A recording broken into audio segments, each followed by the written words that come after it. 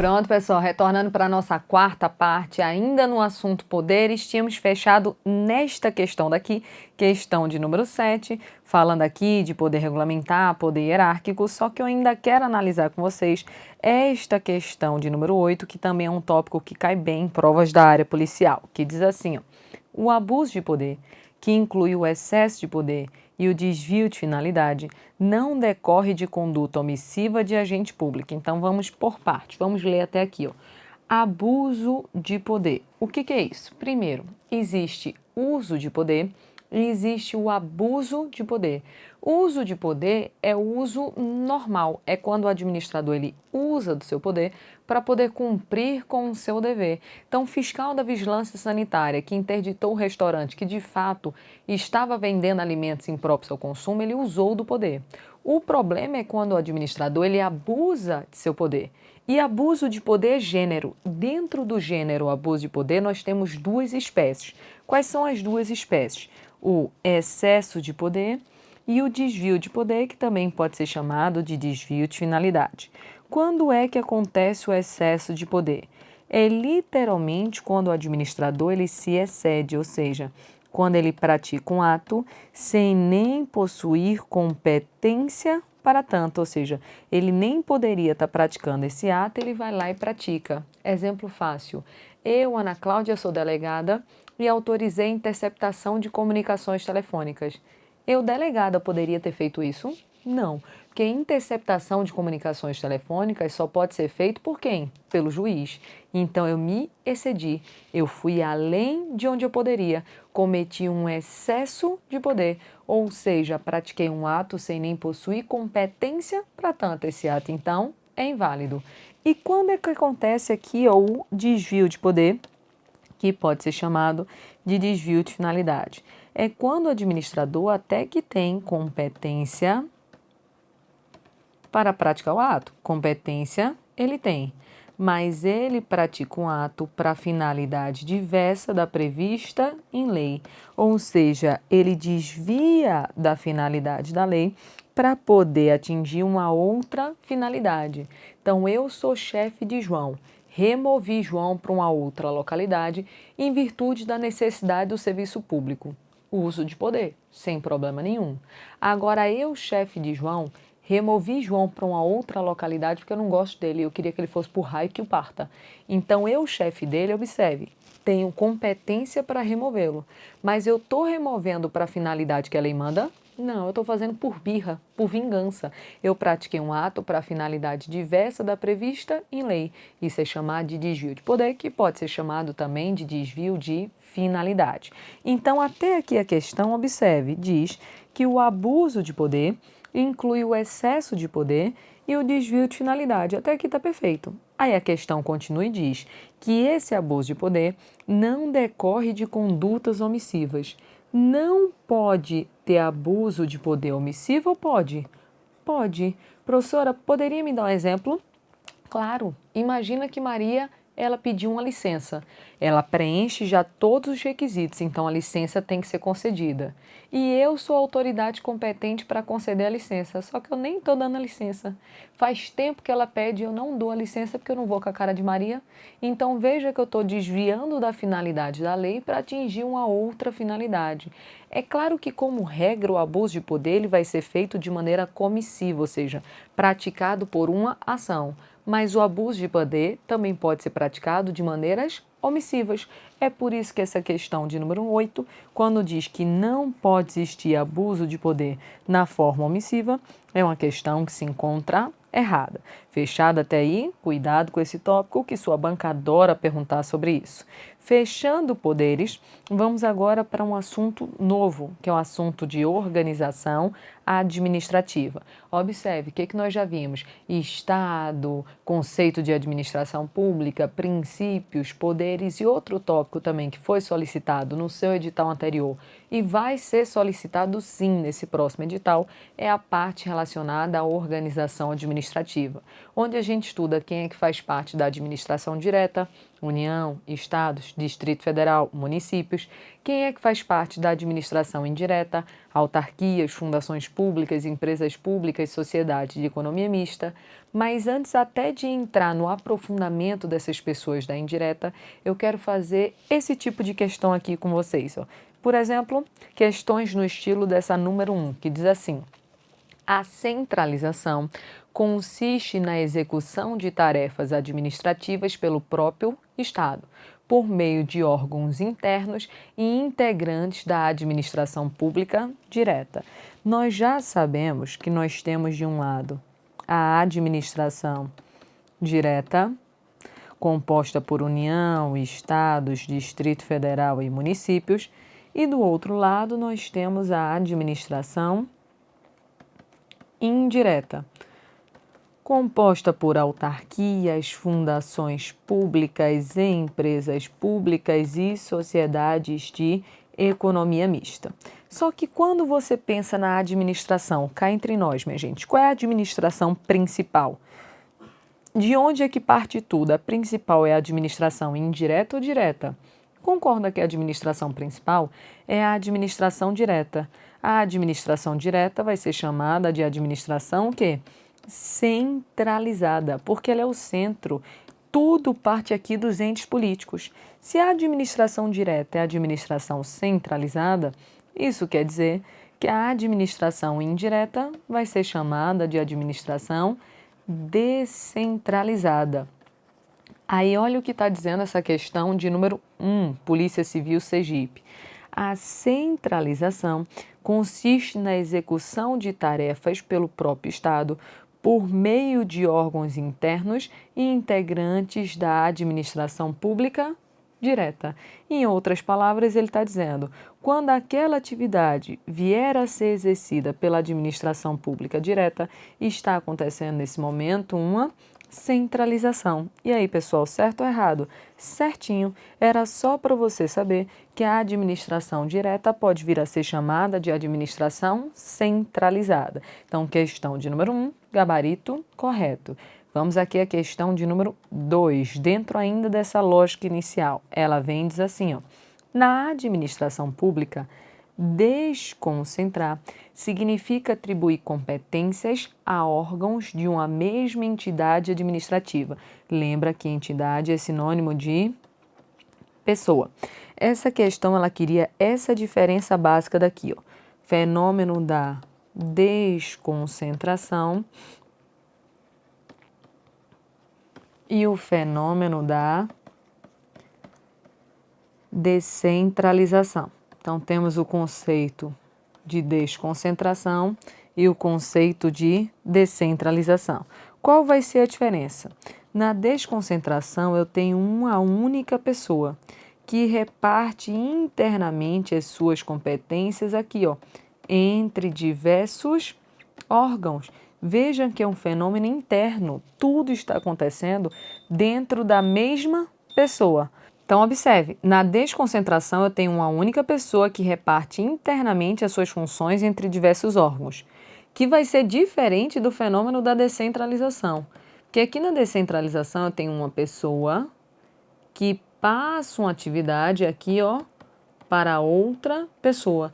Veja que eu tenho uma relação entre pessoas diferentes. Então, desconcentração vai ser um fenômeno muito mais interno, repartindo as funções dentro de uma única pessoa, e descentralização nós vamos ter um fenômeno muito mais externo, onde eu tenho aqui o repasse entre pessoas diferentes. Aí você diz, beleza, professora, mas pode me dar um exemplo? Porque eu não estou conseguindo visualizar bem esse tópico daqui. Vou logo te dizer uma coisa. Todo mundo que faz parte da administração direta e da administração indireta, eu vou ter aqui pessoas, ó, União, Estados, Distrito Federal, municípios, autarquias, fundações públicas, empresas públicas e sociedades de economia mista, todos são pessoas. Então, imagina, por exemplo, eu tenho aqui a pessoa da União, que reparte as suas funções para, por exemplo, a presidência da República, e aqui a presidência auxiliada pelos ministérios. Observe, presidência da República e os ministérios não são uma pessoa diferente da União, vêm a fazer parte da União. Então, a presidência da República e ministérios são órgãos que pertencem aqui à pessoa União. Já quando eu tenho, por exemplo, aqui, ó, a União, que cria uma nova autarquia, veja que a autarquia e a União não são a mesma pessoa, são pessoas diferentes, até porque a União faz parte da administração direta e a autarquia faz parte da administração indireta. Então, eu tenho um fenômeno externo chamado aqui de descentralização. Aí vamos ler essa questão de número 2 de novo para ver o que ela diz. Ela diz assim, ó, na administração pública, desconcentrar significa atribuir competências a órgãos de uma mesma entidade, ou seja, uma mesma pessoa administrativa. Então, o que a questão está dizendo é que eu tenho uma pessoa que distribui as suas funções entre diversos órgãos. E aí, pessoal, certo ou errado? Certinho. Questão de número 2 trouxe exatamente o conceito do fenômeno da desconcentração. Fechada a lógica da questão número 2, vamos fazer aqui a questão número 3, ainda dentro dessa ótica de desconcentrar, descentralizar. Vamos ler o que diz a questão da PF 2018. Ao outorgar determinada atribuição à pessoa não integrante da administração direta, o Estado serve-se da denominada desconcentração administrativa. Essa questão a gente pode responder até com o esquema anterior. Está dizendo o seguinte, ó, ao outorgar, repassar uma atribuição à pessoa não integrante da administração direta, o Estado, quando ele coloca Estado, ele está falando de administração direta, vai realizar a desconcentração administrativa. Então, o que a questão está dizendo é que a União, que faz parte da administração direta, repassou uma atividade para uma pessoa não integrante da administração direta, por exemplo, para uma autarquia que pertence aqui à administração indireta. A questão diz que o que está acontecendo é uma desconcentração. Mas o que está acontecendo é uma desconcentração? Não, o que está acontecendo é o quê? Descentralização, porque eu tenho um repasse entre pessoas distintas. Então, essa questão de número 3 já é uma questão que se encontra errada. E só para poder aprofundar esse tema, que é algo que cai muito, observe o seguinte, ó. Pode, por exemplo, a presidência da República exercer uma fiscalização em relação aos seus ministérios, sim ou não? Sim. O nome desse controle, porque controle também caiu no último edital, é chamado de controle hierárquico. Veja que é um controle de cima para baixo, do superior para o subordinado.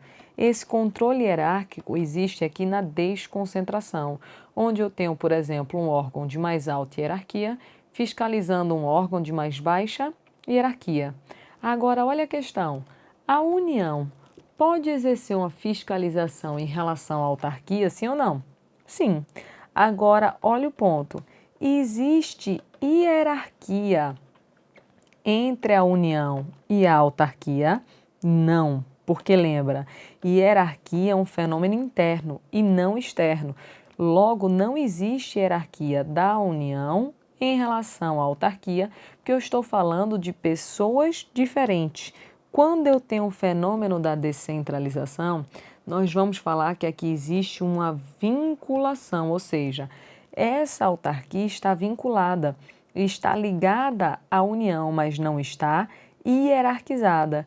Tanto é que se a União for exercer um controle em relação a essa autarquia, o nome do controle aqui não é chamado de controle hierárquico, porque não existe hierarquia entre essas pessoas.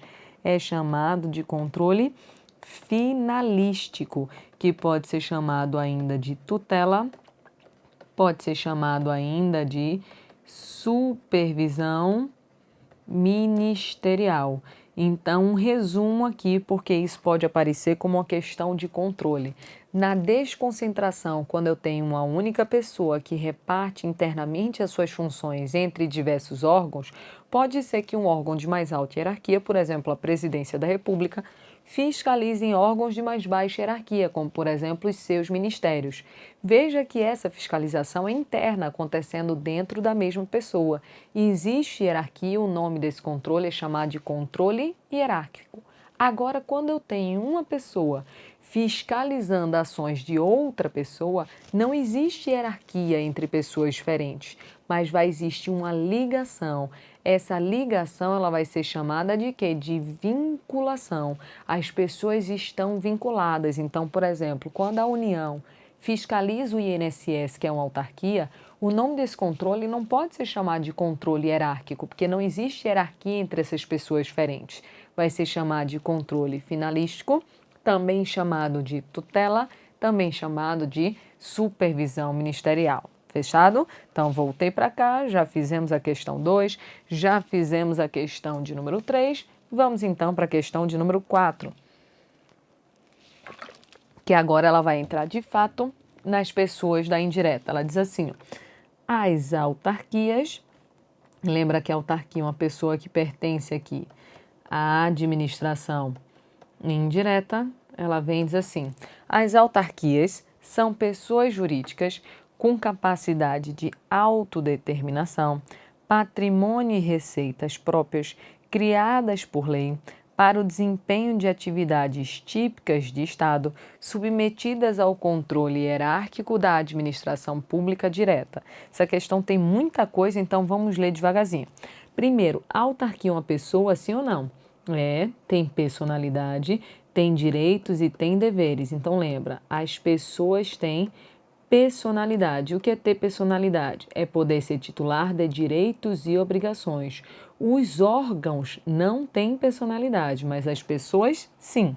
Então a autarquia é uma pessoa jurídica e tem capacidade de autodeterminação, patrimônio e receitas próprias.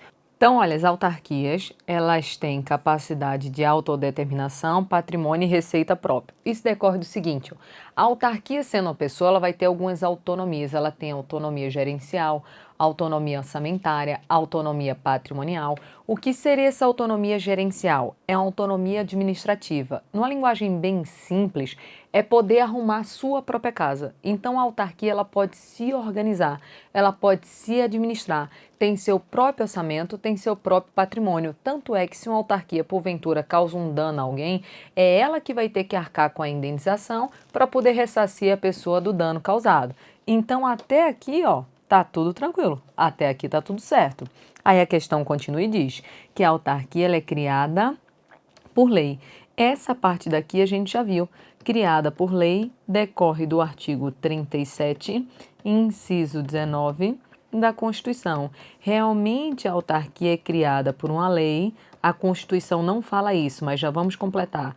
É uma lei ordinária, específica, a Constituição só fala lei específica, mas quando se fala só lei e não diz qual é o tipo da lei, é porque a lei regra é uma lei ordinária específica.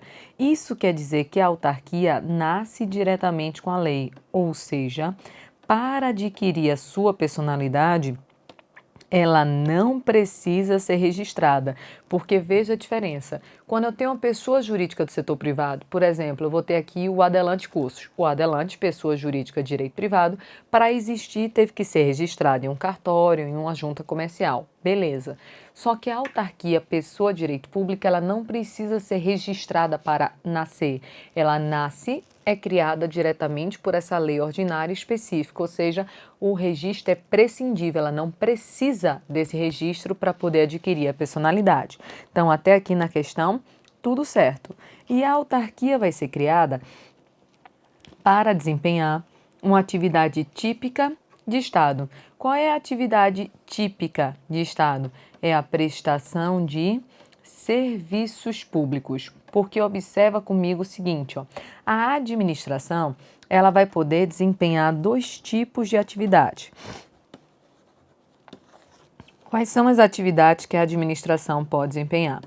Pode ser que a administração venha prestar algum serviço público ou pode ser que a administração venha desempenhar alguma atividade econômica. Qual é a função típica da administração?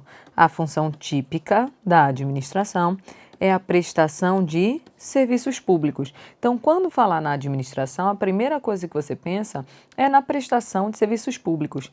E quem da administração pode prestar serviço público? União, estados, Distrito Federal, municípios, resumindo, todo mundo da administração direta. Além disso, quem mais pode prestar serviços públicos? As autarquias, as fundações públicas, as empresas públicas e as sociedades de economia mista. Resumindo, todo mundo da administração direta e indireta pode vir a prestar serviço público. Só que a atividade econômica ela só vai ser desempenhada pela administração de maneira excepcional.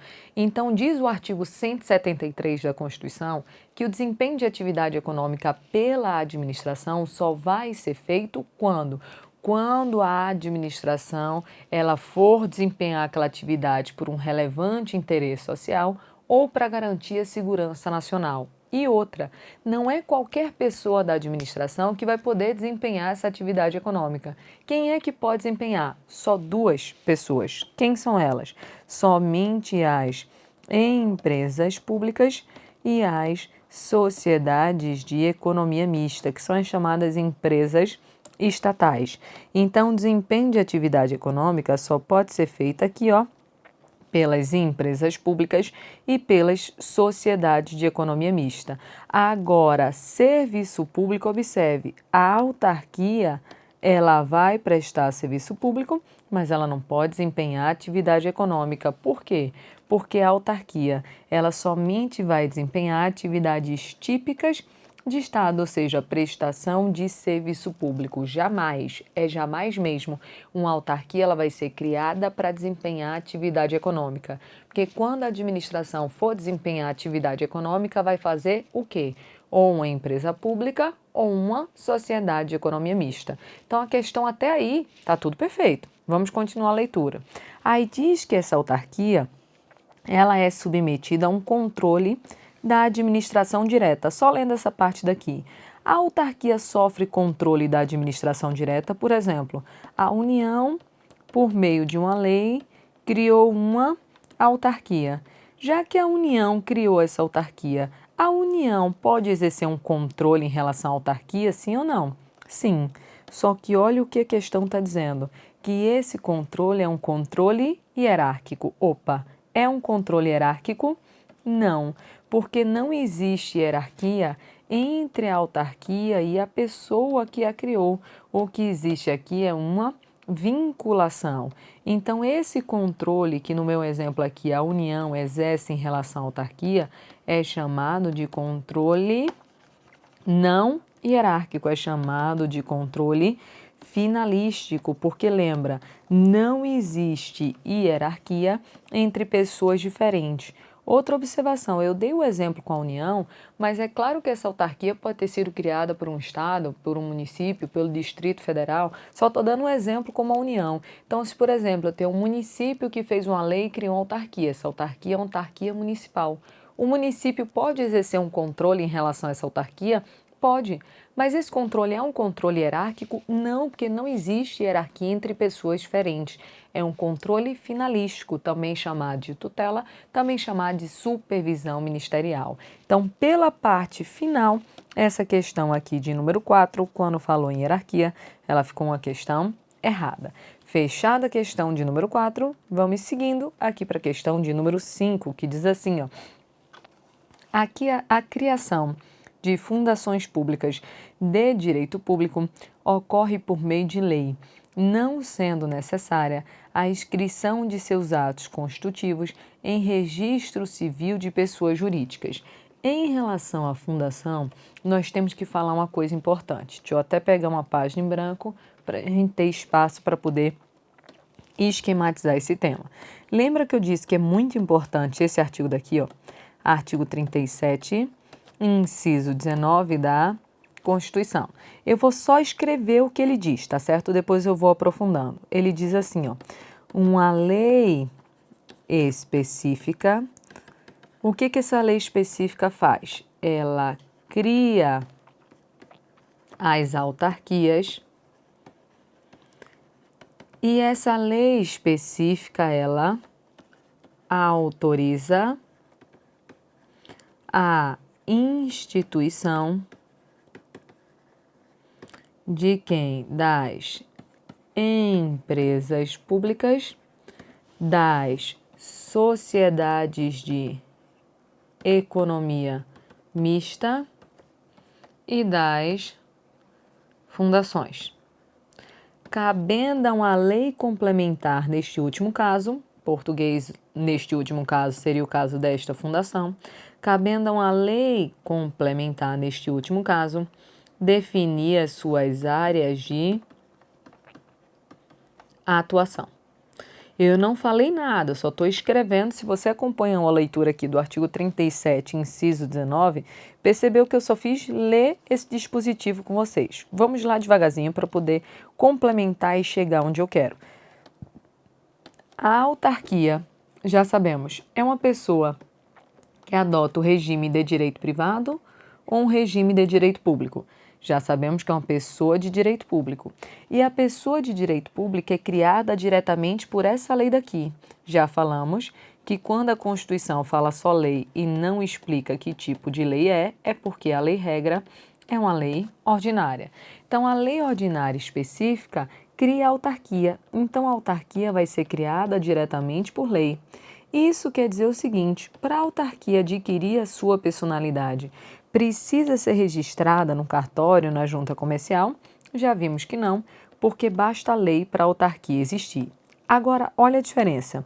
Empresa pública, sociedade e economia mista, já vamos fazer questões dessas pessoas, são pessoas que, apesar de pertencer à administração, são pessoas que adotam um regime de direito privado. E as pessoas de direito privado da administração, elas não são criadas por lei, elas são autorizadas por lei, ou seja, vai ser feita uma lei, que é essa lei daqui, ó, uma lei ordinária específica, autorizando que possa ser criada, por exemplo, uma empresa pública e uma sociedade de economia mista. Só que tem uma coisa, a lei não criou, ela apenas autorizou que essas pessoas pudessem ser criadas. Isso quer dizer que ela só nasce quando for feito o posterior registro, seguindo os termos do artigo 45 do Código Civil, que diz que as pessoas de direito privado só nascem com o registro de seus atos constitutivos no local competente. Então, aqui, ó, eu preciso de lei e eu preciso de registro. E a fundação? Como vai ser a situação da fundação? É porque acontece o seguinte, ó, a fundação pública, ela pode adotar o regime de direito público, aí ela vai ser espécie de autarquia, ou a fundação pode adotar o regime de direito privado. Em outras palavras, temos fundação pública com regime público e temos fundação pública com regime de direito privado. A fundação pública com regime de direito público, ela é espécie de autarquia. Então, quando a Constituição falou aqui em autarquia, inclua também a fundação pública que adotar o regime de direito público. Então, ela vai seguir a mesma regra da autarquia. Em outras palavras, a pessoa que adota o regime de direito público, seja ela uma autarquia, seja ela uma fundação pública, é criada diretamente por lei. Para adquirir personalidade, não precisa passar por um registro.